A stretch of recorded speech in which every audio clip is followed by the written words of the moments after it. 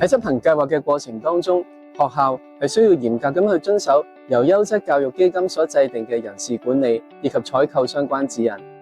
喺今次嘅短片入邊，我哋將會以故事嘅形式，循序漸進咁同大家去介紹喺計劃執行入邊，大家會遇到一啲實際嘅情景，方便大家去理解指引相關嘅要求，協助學校以及項目負責人能夠合規、有效、妥善咁去完成計劃。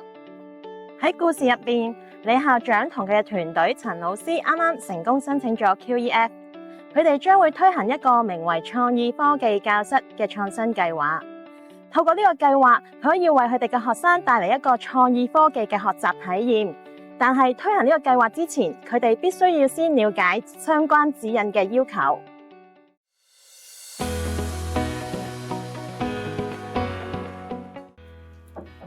校長，個計劃終於批咗啦！我真係好興奮啊！啲學生一定好中意個科技教室。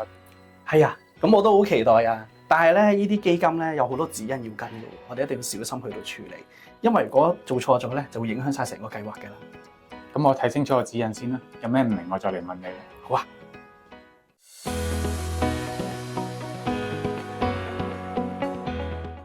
校長，我朋友小美啱啱大學畢業，讀教育科技，不如直接請佢過嚟做計劃助理啦。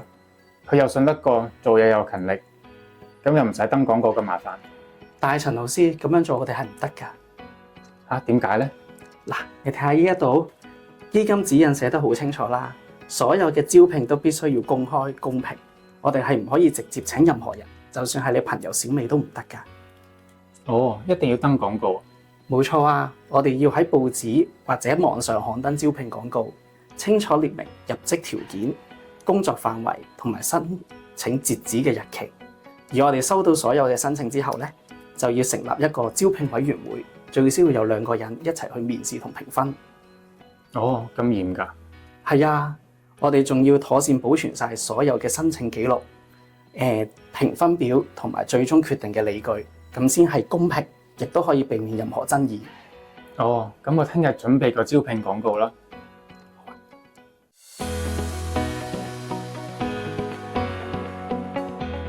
校長，我哋需要一部 3D printer， 我問個價錢要8萬蚊嘅，可唔可以直接揾嗰間供應商去報價？大家熟又方便啲。但係8萬蚊，根據基金指引，我哋最少要攞5份書面報價嘅喎。嚇，5份咁多？係啊，嗱，你睇下呢份指引，5000蚊以下就可以直接買，超過5000至5萬最少要有2份報價，超過5萬至136萬就最少要攞5份書面報價，而超過136萬就要公開招標。哦，原來有分層㗎。咁我聽日揾5間公司去報價啦。係啦，但係咧你要記住，唔好為咗避開呢啲程序，將呢張8萬蚊嘅單拆開成為2張4萬喎。啊，有人咁做㗎？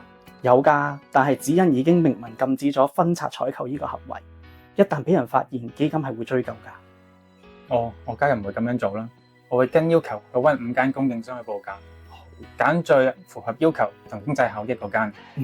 提提你啊！如果下次有價值超過136萬嘅採購需要做公開招標，喺完成招標過程後，除咗要通知中標公司同落選供應商之外，所有嘅文件都需要妥善保存備查。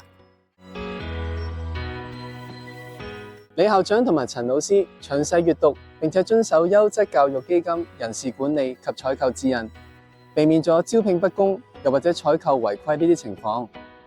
希望透過呢個故事，能夠幫助大家了解教育基金指引相關嘅要求，喺推行計劃嘅時候，能夠合規、有效同埋妥善咁樣去推行啦。